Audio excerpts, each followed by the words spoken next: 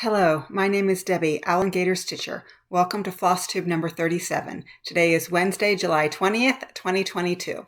This is a video mainly about cross-stitch, sometimes about what I'm reading and watching and life thrown in. So if you're new here, welcome. I hope that you would like what you see and click on that subscribe button. And if you're a returning viewer, thank you so much for coming back.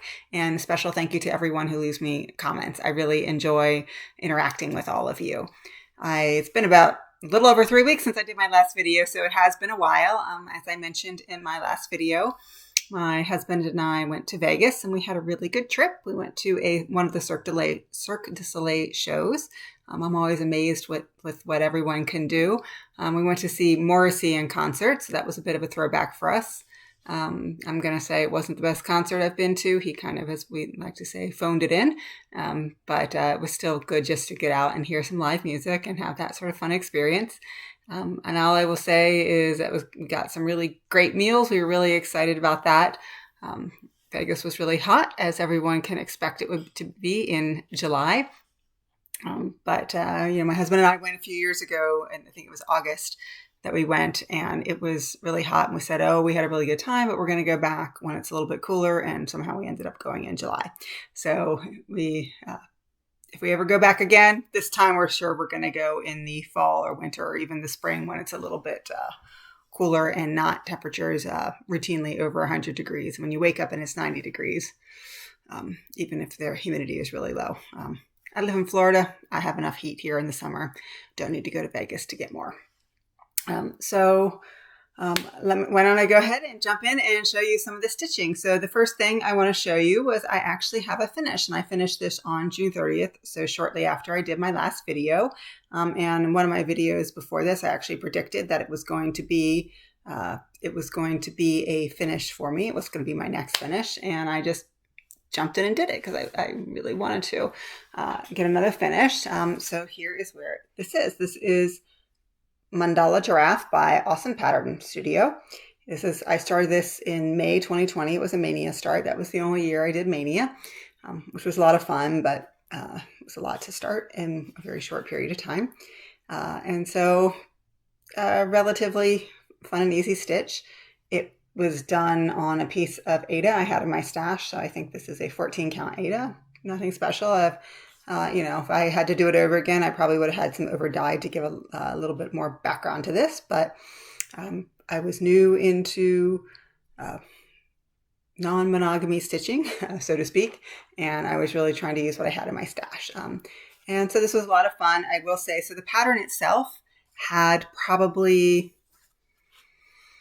4 different patterns for it. I'm just going to keep holding up. Have 4 different patterns. And so one was black and white symbols. One was all the background was white, but the symbols themselves were colored. And then there were color symbols. And then there was just like blocky symbols. And so you could pick and choose what was easiest. But what I will say is that all of them were really small. And so what happened was, I'd flip back and forth depending on which one worked best. But at one point I must have been doing something. I think it was the black and white one, and 2 of the symbols were similar. And so I pulled out the wrong colors. So on the eyelids of the giraffe, I think it was supposed to be some sort of orange color, and I pulled out and I did a pink. And quite frankly, I think it looks fine. Gives a little bit of glamour to my giraffe. So I realized it later. I wasn't going to pull it out and do it. It's symmetrical. That's the key thing. I just think that makes my giraffe look a little bit more fabulous. So instead of having orange eyelids, my giraffe now has bright pink eyelids. So very happy with this. Not sure how I'm going to finish it, but very happy to get this one done. So again, that is Mandala Giraffe by Awesome Pattern Studio.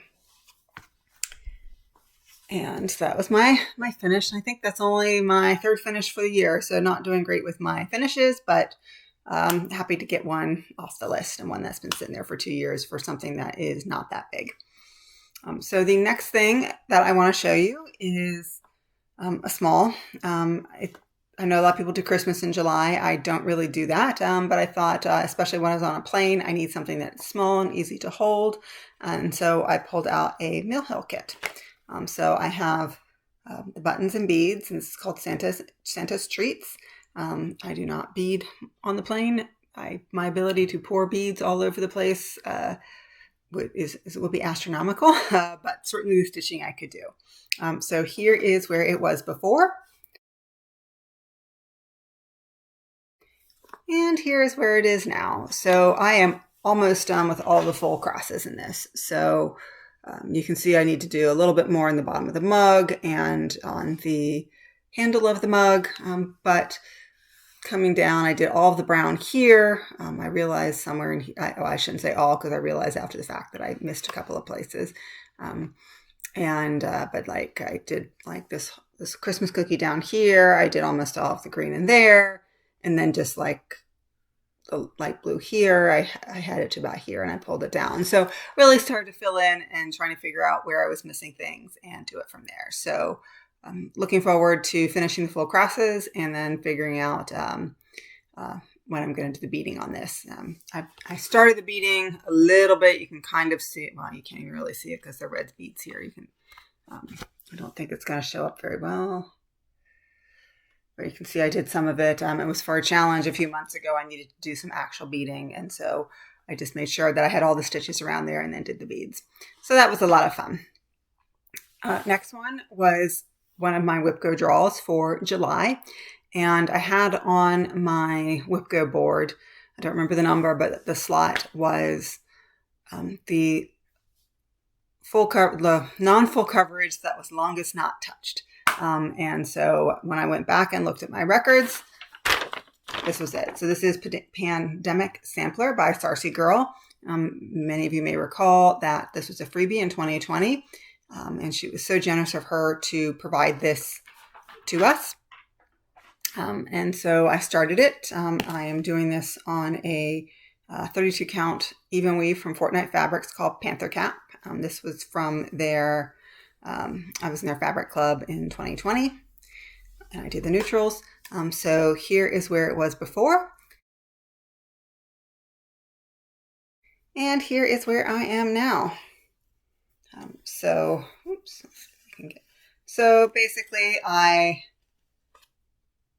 had this, I still need to go down and do more here, but I finished the flowers on the border going up here. So I came around the corner, this little flourish here, and then brought them down here.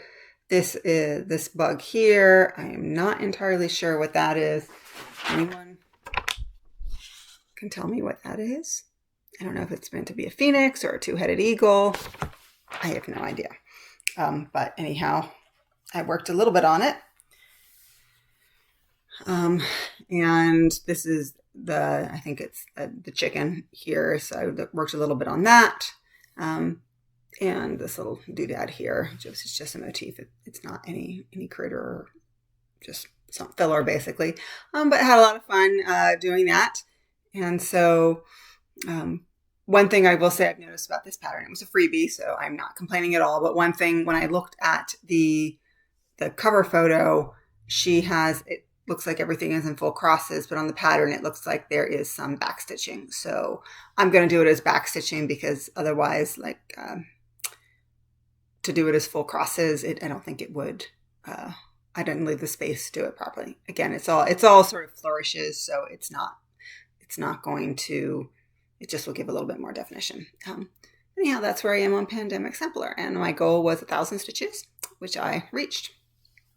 So not sure again when this one will come out, but it's been a lot of fun to work on it and pull out something I hadn't pulled out. I think August 2021 is the last time I worked on that. Next one I want to show you was one of my new starts I did at the very end of 2021 in preparation for No New Starts 2022.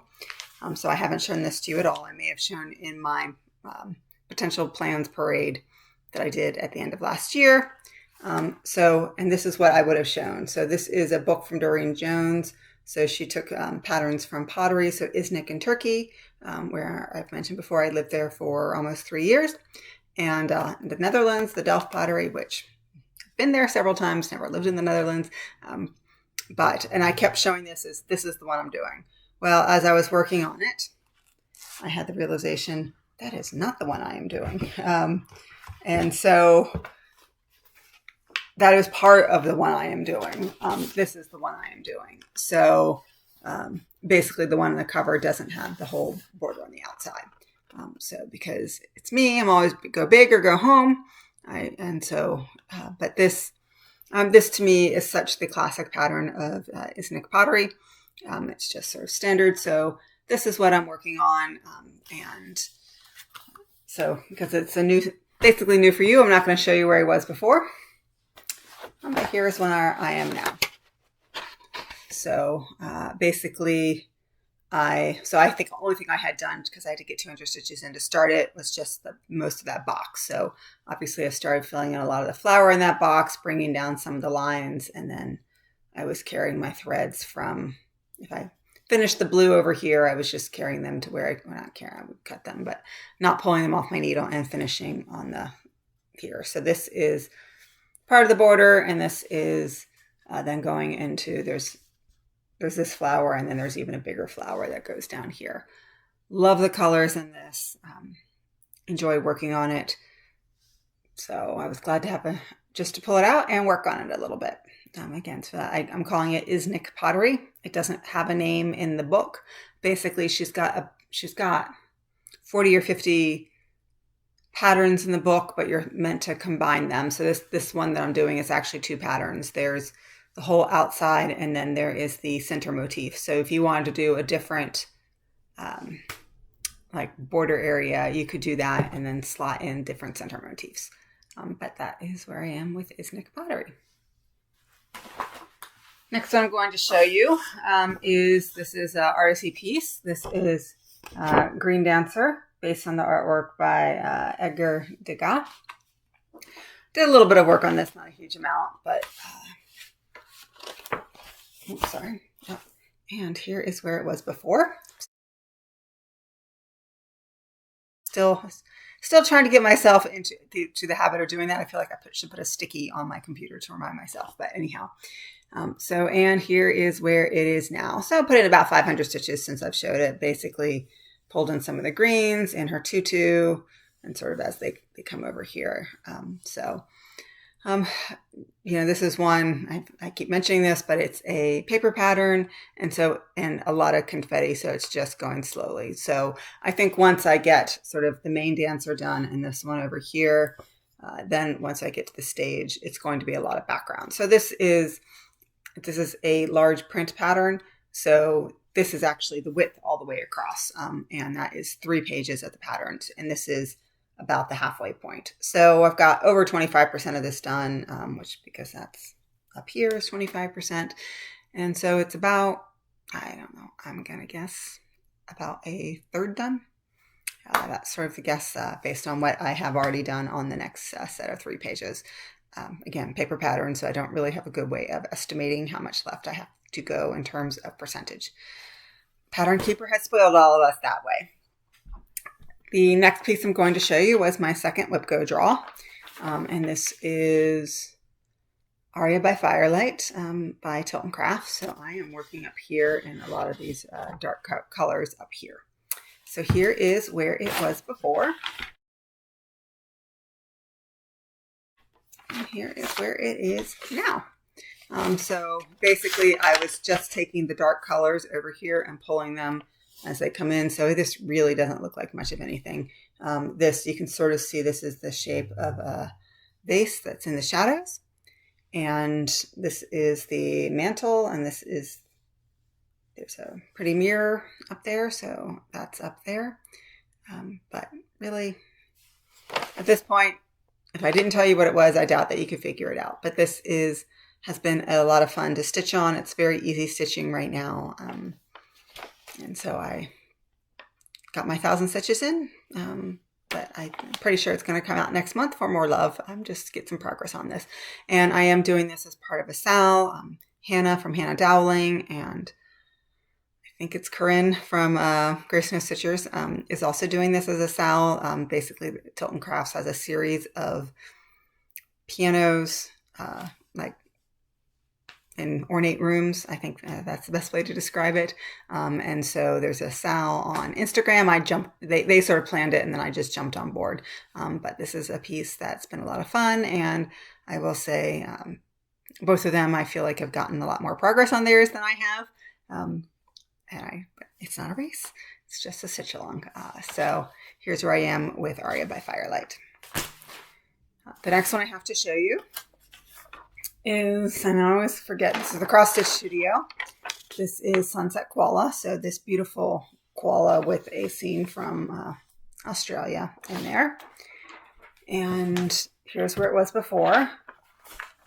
And here is where it is now. So I am in the ear, and I just keep pulling colors in the ear. So got a lot of progress on that. And it's still, I believe, on my WhipGo board. So don't know when it's going to be called again, but it will definitely be coming out more this year to get the WhipGo number when it gets called. Next piece is one I had not pulled out in quite a while, and which is when you do a lot of challenges, and the way I do with my stitching, sometimes I feel that while I love having something that drives my stitching, I do sometimes feel that pieces I love get left behind, and I have dropped out. I think in the past few weeks, I did drop out a few of my challenge groups just to give me a little bit more flexibility. And so I decided, well, this is one I definitely want to work on a little bit more. So without an excuse, I just love it. So I pulled it out, and this is Midnight Vigil, artwork by Lisa Parker, charted by Heaven and Earth Design, and it's the mini version. And here's where it was before.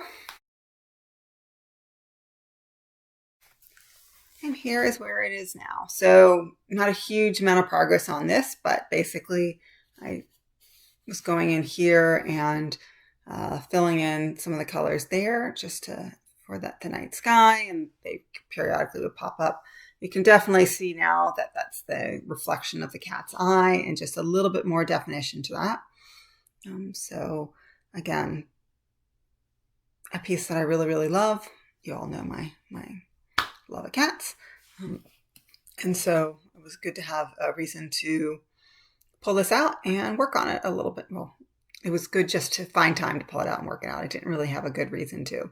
I am using it for the Full Coverage Fanatics for one of their challenges, but it wasn't what I had originally planned. And I thought, nope, I really want to work on this. It's been sitting there for months, not getting any love, and all the kitties need love. So I just said, I'm going to slot this in instead. And that's what I did. So that's Midnight Vigil. Next piece I have to show you is from Heaven and Earth Designs also, and this is Little Cake Shop, Max Color, artwork by Aimee Stewart, charted, I think I said already, Heaven and Earth Designs. So I'm still up in here, and here is where it was before. And here it's where it is now. So basically I did a little bit of the pink over here and some of the light blue, I think there's that was in this poster and this poster.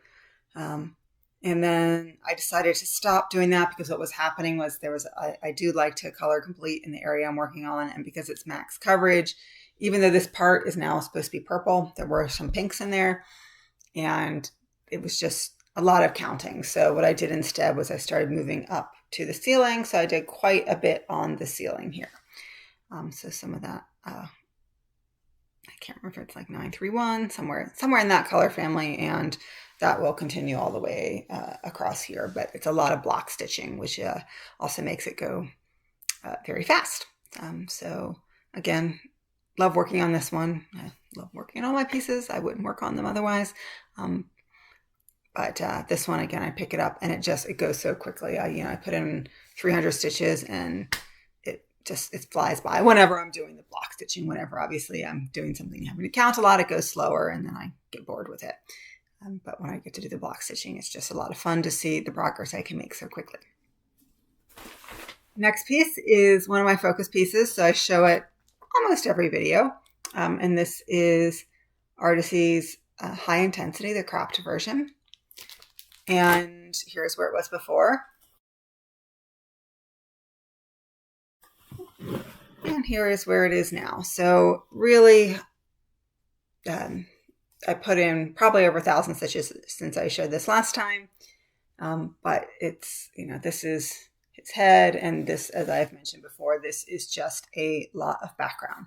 So a lot of 310, 3371, and I think there may be some like either 934 or 936 in there. So a lot of dark colors. So you really, it's not, until it all actually comes together, you're not really going to be able to see what it is. But I deliberately moved down to this part and did this here because this is going to be one of the more boring parts of the pattern, and I wanted to get some work on it. My goal is to finish this piece this year, which means that I need to put in 3,000 stitches each month. This piece so far this month only has about 1,200 stitches, so it will be one of my a focus for me for the remainder of the month. Again, getting, so whatever, I need 1,800 stitches or so. That's not for this piece. I can do it very quickly. On one of my challenges, I had to stitch very quickly. I had to put in 250 stitches, and I did that. I think it took me a little over an hour. Now that was do nothing but stitch. So literally I sat down, had my cup of tea with me, was all ready, needle was threaded, and just boom, as soon as the clock hit, I just jumped in and stitched it. This is 14 count Aida, so it goes very quickly.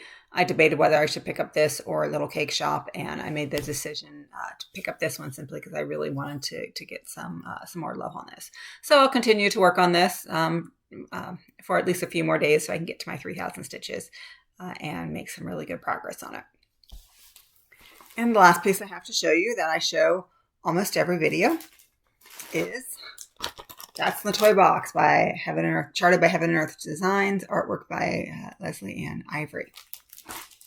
So here's where it was before. And my pile here is all about to fall over. Here is where it was before. And here is where it is now. So again, I had moved, I can't remember if I showed you, I must have moved the Q-snap after I showed you last time. So basically, like, most of this was done. Maybe I did a little bit of the yellow in the teddy bear here, but I did pulled this blue down and also in the clown's arm. And then I've also done a lot of the black here that comes, so one of the stripes in the wallpaper. And then this is the end of the basket here. And then pulling it, the red is part of the background as well. So again, another one that has been a lot of, this is one of my focuses. I'm not going to finish it this year. It's 180,000 stitches. And if I were a monogamous, if I were still a monogamous stitcher, and the rate that I stitch now, I might be able to get this done in a year. Last year I did about 200,000 stitches for the whole year. But I am not a monogamous stitcher, but this is my evening stitch most nights. I will sometimes swap it out for, say, a high intensity or something, something else that I like. I just want to get a little bit more done. And there's not a lot of color changing.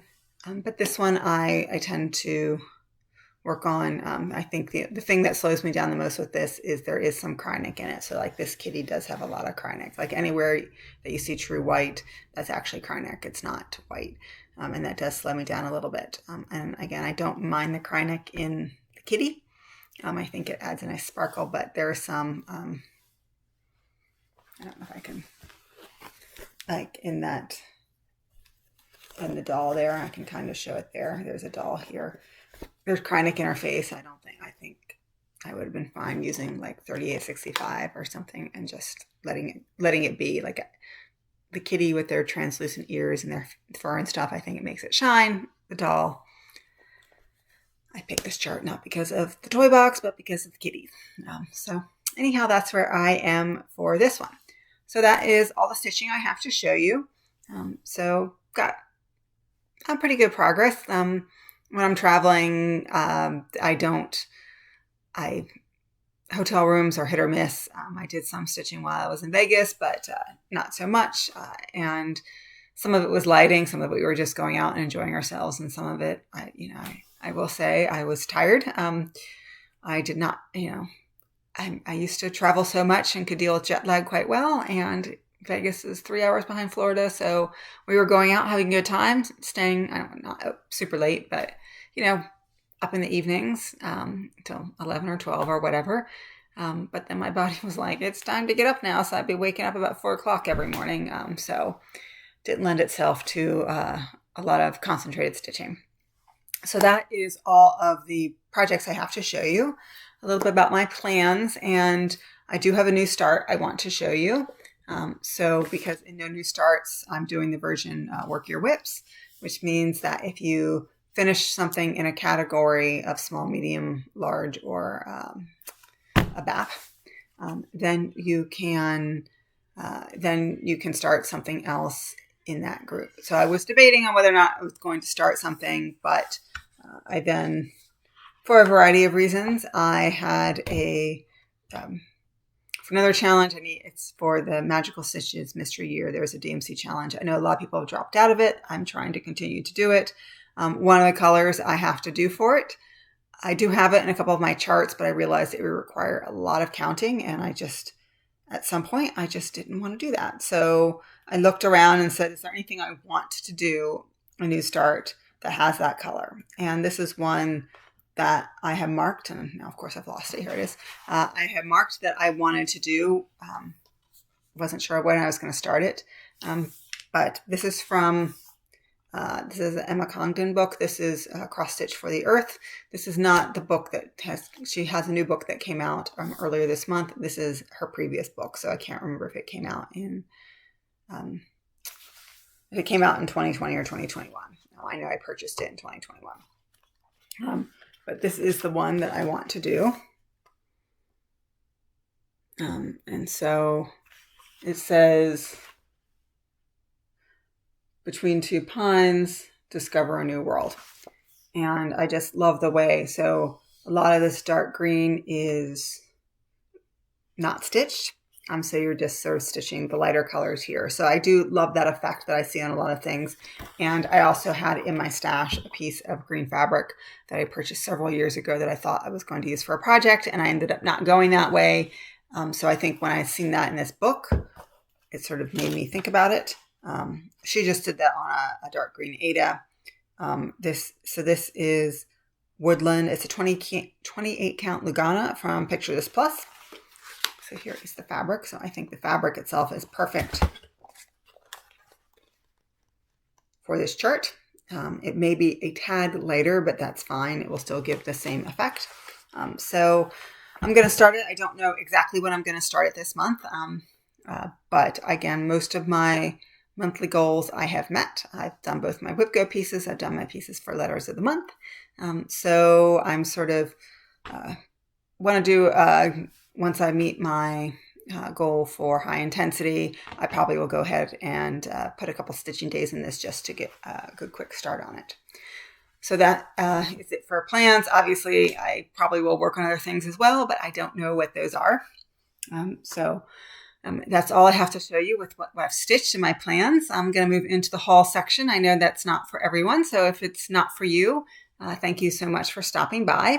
But for those of you who are sticking around, I did go to Stitcher's Paradise while I was in Vegas. I was very excited. I heard such great things about that store, and I really wanted to go check it out. It's quite a ways off the strip, so I had to take I had to get Uber over there and back.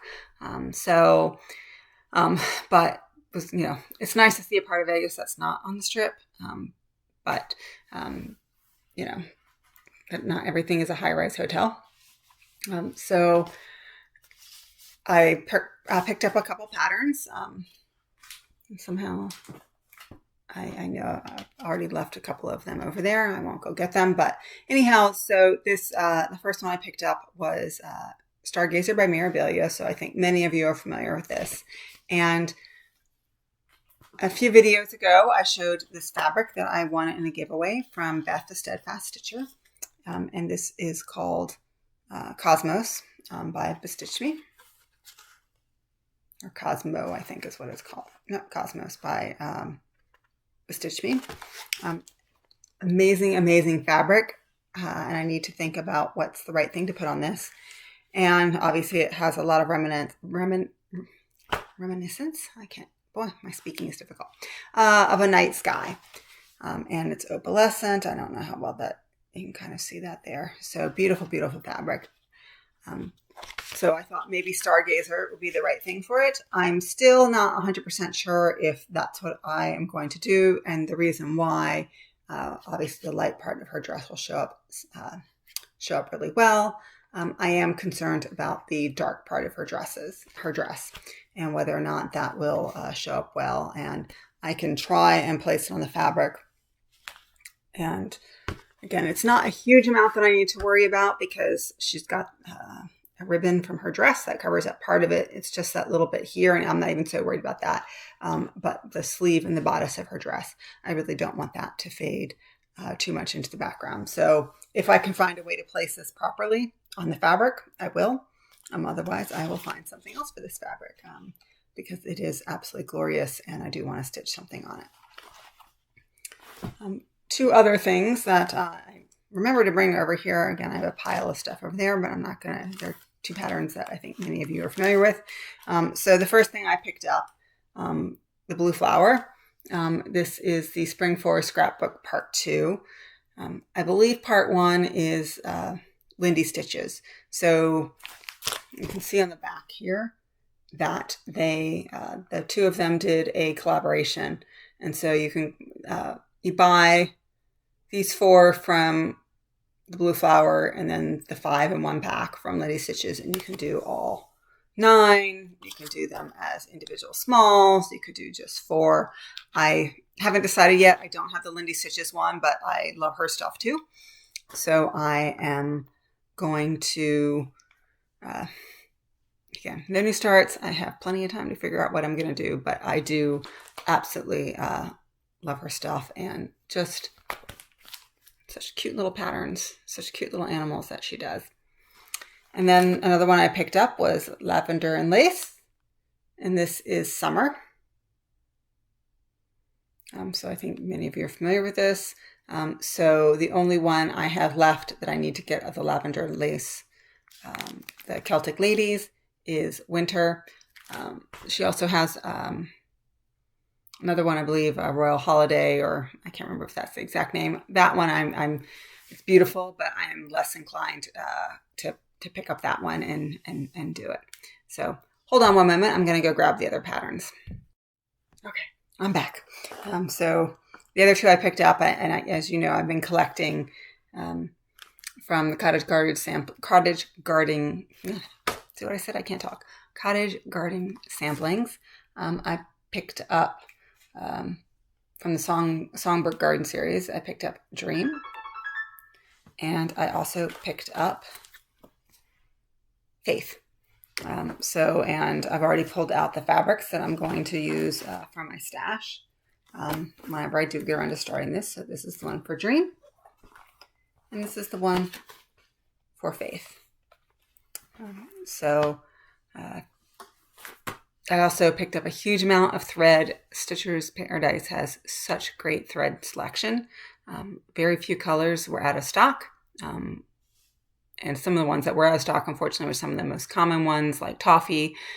But, you know, I was looking for quite a bit and was able to find most of it. Okay, I'm back again. I had to check to make sure that wasn't an urgent text, and it wasn't. So anyhow, that is all I have on the stitching front. For those of you who are sticking around for a little bit of book and TV talk. So the one book I want to talk to you about is Lessons in Chemistry from Bonnie Garmis.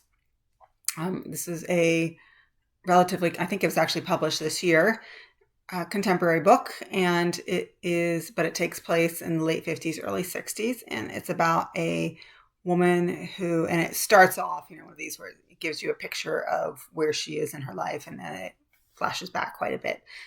So you know that she's a woman in the early 60s who is a single mother, which was, it's never easy, but being a single parent is never easy, but certainly in the 1960s and everything that entailed.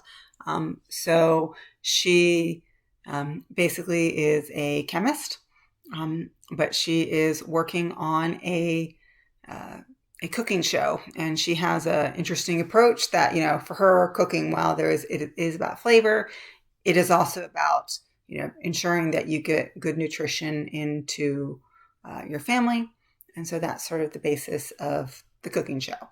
And she's one of these people who's very direct and I don't want to say she's not personable, but she's very direct, but she doesn't relate to people in the way that most others relate to them. But basically it then flashes back and sort of shows how she, some of where she worked, and she met a guy there, and they have a relationship, a very non-traditional relationship in the sense that they live together. Again, this is the 50s, but they're not married. And she, is like, I don't want to be a mom. But then of course she unexpectedly finds out that she's pregnant and she loses her partner. And just sort of the struggles she faces both in her personal life and dealing with being a single mother, as well as professionally, and the discrimination she faces as a graduate student and as working in a laboratory.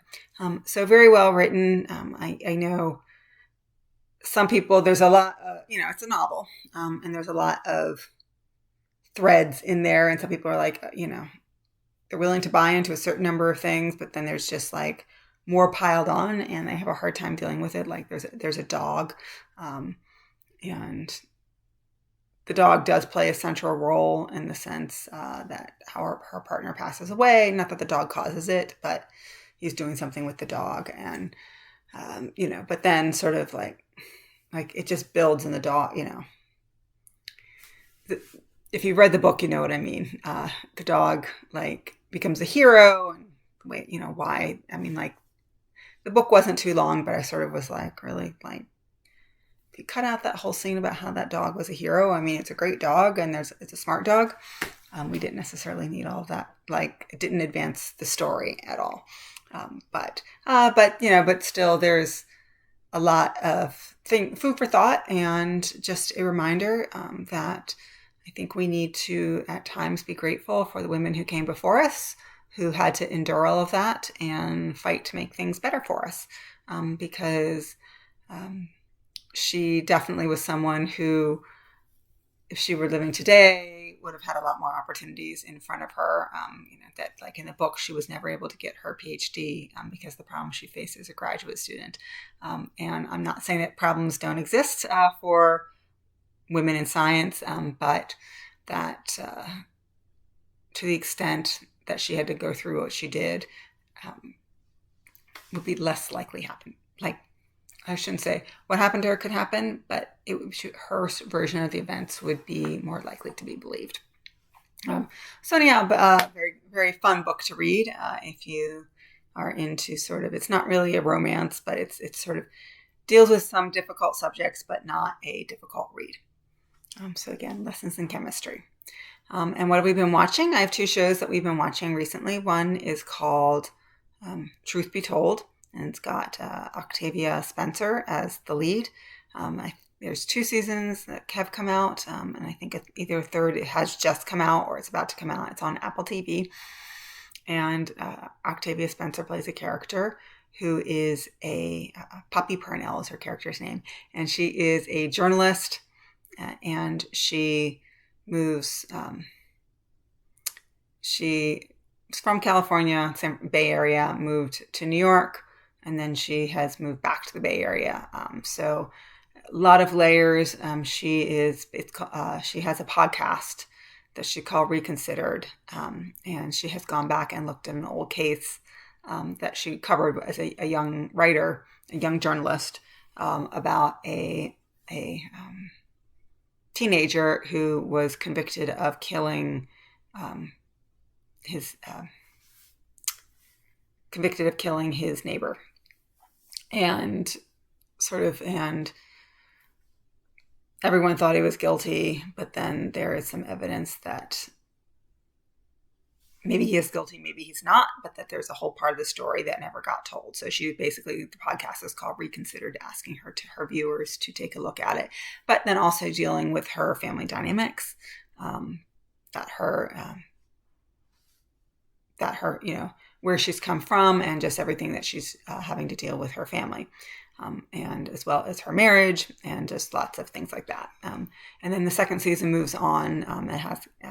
So that case gets mostly wrapped up. And then the second season has another case. And then so Kate Hudson makes an appearance as a childhood friend who she stayed in and out of touch with in her adult life. But basically in the first episode, her husband is murdered, and so basically she asks her friend to help her find her husband's killer. But again, it's the whole dynamics of still both of their marriages and their friendship and the difficult childhoods they had. Really, really well done. So it's not your standard procedural by any means, and just really, I would say, intelligent TV. And I really enjoy doing that, even if not every aspect was perfect. I enjoyed what I watched. So I recommend, if you're looking at something for a little different and you have Apple TV, to watch Truth Be Told. And then the other one I'm going to say that I've been watching that is totally different from that is something called Boo Bitch. I can't remember if it's on Netflix or another channel. It's definitely on one of the streaming services. And it is about a couple of teenagers. And the very beginning, you like from the very beginning of the episode, you know this, that one of them, there are two teenagers, and one of them has died. She's been toppled, like a moose has fallen on top of her. It's lots of images of the Wicked Witch of the East, like, with the legs are sticking out from the moose. It is a comedy. So I know, when you talk about a teenager dying, yes, but that's not the point of this. And basically the teenager doesn't, basically the teenager has died, but the teenager still lives. And so it's basically, what does the teenager need to do? What does she need to do in order to sort of cross over, so to speak? So a lot of fun to watch, and some good acting. So again, if you're just looking for something light and something different, and a little bit of Mean Girls in there, but Mean Girls 20 plus years. So obviously a lot with social media that didn't exist back in the day of Mean Girls. A lot of fun to watch. So I recommend that as well. So that is all I have for you today. If you've made it till this part, thank you so much for watching. Hope to see you again in a couple of weeks. Take care and happy stitching.